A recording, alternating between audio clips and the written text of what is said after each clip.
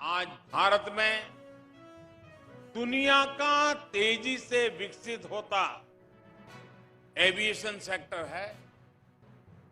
Air traffic के मामले में हम दुनिया के टॉप 3 देशों में पहुंचने वाले हैं। अगले 4-5 वर्षों में करोड़ों नए यात्री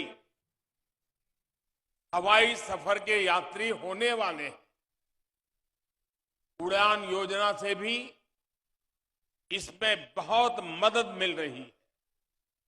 अनुमान है कि आने वाले 10-15 वर्षों में भारत को करीब करीब 2000 से ज्यादा पैसेंजर और कार्गो एयरक्राफ्ट की जरूरत होगी।